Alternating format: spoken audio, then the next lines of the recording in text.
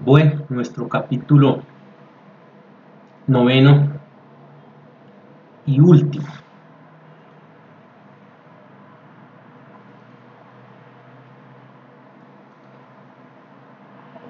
que es los actos procesales. Vemos que en la sesión anterior habíamos hablado de todo el régimen del proceso judicial como tal. Lo dijimos, para abordar este último capítulo tenemos entonces que tener claro que hay un proceso judicial que está determinado por unas etapas. ¿Cuáles son esas etapas básicas? 4. Una primera etapa que es una etapa introductoria, una segunda etapa que es una etapa probatoria, una tercera etapa que es una etapa de discusión y una cuarta etapa que es una etapa de decisión. Entonces, con base en esas 4 etapas, la repetimos: la introducción, la probatoria, la de discusión y la de decisión, marcan lo que es un proceso judicial, con las características que vimos en el capítulo 8, pero son de alguna manera férreas, estáticas, de tal manera que dinamiza esas distintas etapas procesales, los actos procesales. Y entonces aquí tienen ustedes que ubicarse en que, ya teniendo claro que hay unas etapas predeterminadas para el proceso judicial, es un primer evento, es un primer paso. El segundo paso, ¿cuál es? Para ustedes como abogados, como futuros abogados, saber que existiendo esas 4 etapas que hemos descrito aquí, hay que dinamizarlas. Hay que colocarlas en actividad, o tiene que mediar una actividad para poder ir pasando de la primera a la segunda, de la segunda a la tercera y de la tercera a la cuarta. ¿Cómo se hace? A través de los actos procesales. Y entonces miren, y aquí los invito a que tengan en cuenta que en su pensum, y era la razón de ser de la teoría general del proceso, porque abarca o es extensiva o transversal a todos los procesos judiciales, sin importar la rama del derecho. Pero yo tengo que tener claro primero esa concepción de proceso judicial. Después, ¿cuál será mi cometido como abogado, como abogada? Ya dependiendo de la rama del derecho. Entonces ya voy con proceso judicial, pero me atrevo a decir proceso judicial civil, proceso judicial de familia, proceso judicial agrario, proceso judicial penal, proceso judicial contencioso administrativo, proceso judicial respecto al medio ambiente, proceso judicial respecto a las comunicaciones. Bueno, digamos que lo judicial en el término o en el lenguaje común se quita. Y por eso comúnmente ustedes escuchan es proceso penal, proceso civil, proceso agrario, proceso contencioso administrativo, en fin. Han dado un primer paso, y es tener claro ya el concepto de proceso judicial. Y está referido a esta asignatura que se llama Teoría General del Proceso. Ya de aquí en adelante tienen que dar un segundo paso, y es por las ramas del derecho. Entonces ya van a mirar ustedes toda la teoría de los actos procesales, dependiendo en el proceso que se encuentren. De ahí que ustedes encontrarán en materia civil, por ejemplo, agraria, comercial y de familia, que ya saben que las abarca esas 4, que pasan a un procedimiento civil general, porque ya van a ver el proceso judicial civil en particular. Por lo tanto, sabiendo que ya existen las 4 etapas para todo proceso, pues ¿cuál va a ser la razón de ese microcomponente? Saber manejar qué actos procesales van en la primera etapa, van en la segunda, van en la tercera y van en la cuarta. Digamos que ese es el desafío, ese es el derrotero de ustedes como abogados. Y así, entonces lo tienen que llevar en orden y aterrizamos entonces a ese elemento de actividad que son los actos procesales. Nos aproximamos a un concepto, hay muchos. Los actos procesales son actuaciones que tienen relevancia procesal y se realizan desde su inicio, son ejecutadas en forma concatenada hasta la conclusión del juicio mediante sentencia en firme, transacción u otro medio de autocomposición procesal.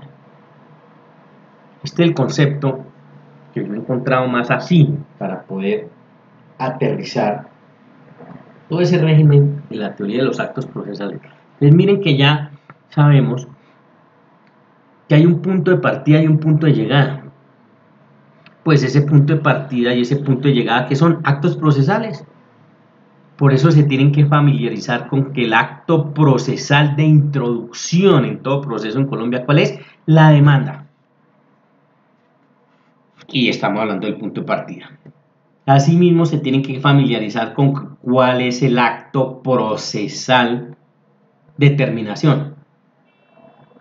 La sentencia. Si se desarrolla, si se transita todo el camino de un proceso judicial cualquiera.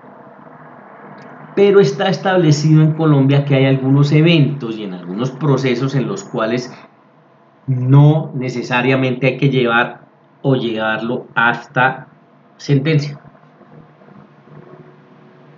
Por eso habla de otras formalidades que serían extraordinarias o excepcionales o anormales, llamadas por el código para terminar un proceso. Y de ahí que me da los dos caminos. Uno, con el cual ustedes ya tienen que tener absoluta claridad. ¿Cuál es la terminación normal de un proceso? ¿O con qué acto procesal termina un proceso? Con sentencia.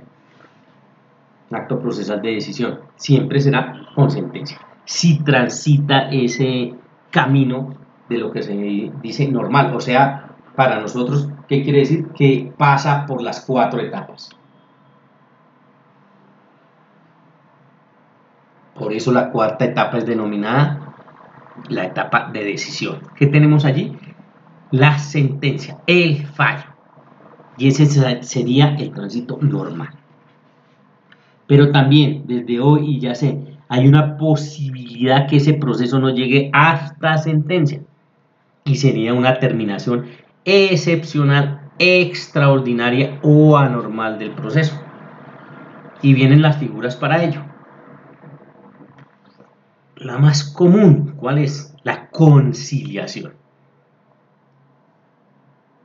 Entonces ustedes encontrarán que en un proceso, estando convocados todos los sujetos procesales, sin importar la etapa en la que estén, digamos segunda o tercera, siendo el asunto conciliable, las partes, los sujetos procesales, en este caso las partes,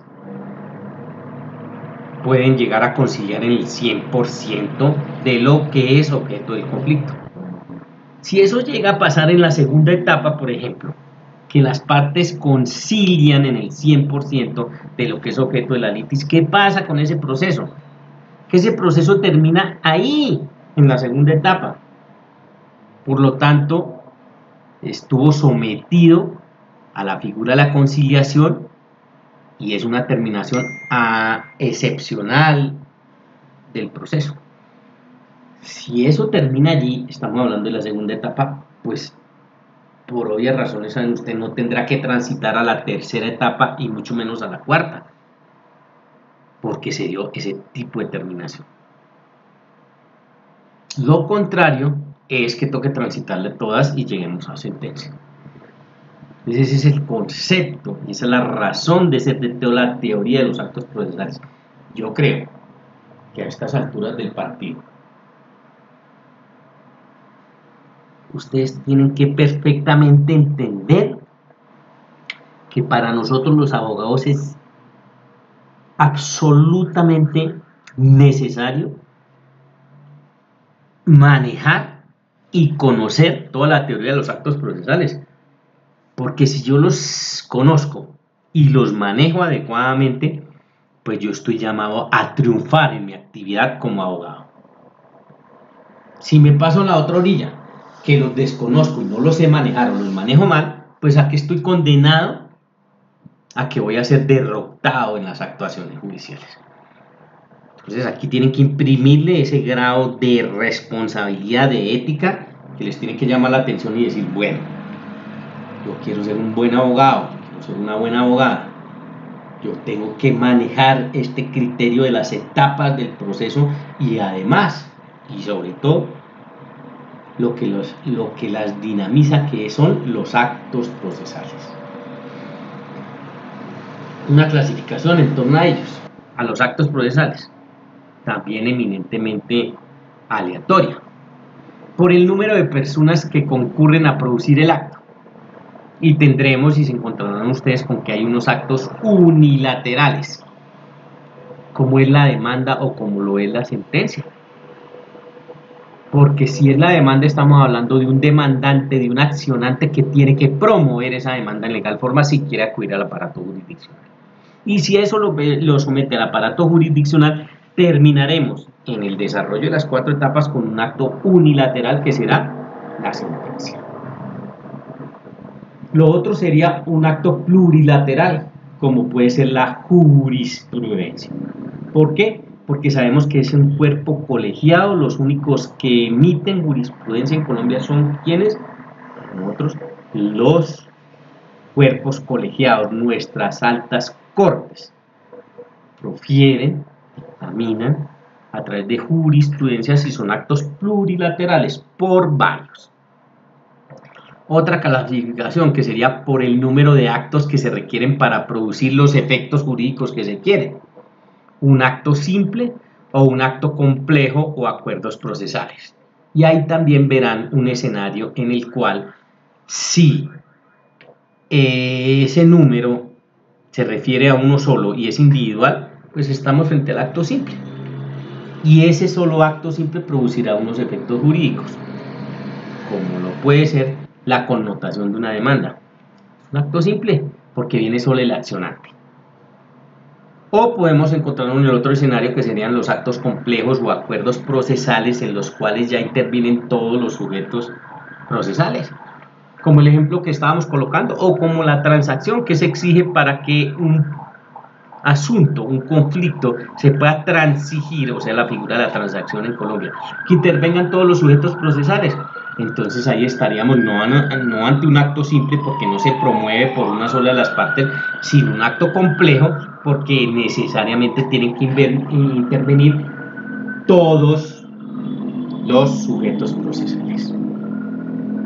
De acuerdo a la función que el acto cumple, y es una clasificación, con esta terminamos, con la cual ustedes se quedan. La función que cumple el acto procesal dentro de ese proceso. Quiero que la tengan muy presente porque con esa tendrán que trabajar de aquí en adelante sin importar la rama del derecho a la cual se dedique. Entonces hablamos de actos procesales de introducción, actos procesales de decisión, actos procesales de comunicación, actos procesales de impugnación, actos procesales probatorios, actos procesales de instrucción, ordenación o impulso, actos procesales de alegación y actos procesales de terminación. Los ubico y los dejo con esto porque esta es la razón de ser aquí en adelante todo el tema de procedimiento, sin importar que sea civil, que sea laboral, que sea penal, que sea contencioso administrativo. Los actos procesales con esta clasificación que para mí es la más importante. A título de conclusión, Y ya les digo, esto es para llamarle la atención a lo que les sigue o lo que sigue para ustedes de aquí en adelante como abogados. Los actos procesales de introducción. Y atentos, porque no está en la diapositiva, pero así los tendrán que ver. No es objeto de la teoría general del proceso porque ya tienen que individualizar. ¿Cuáles son los actos procesales de introducción? 2. La demanda y la contestación de la demanda.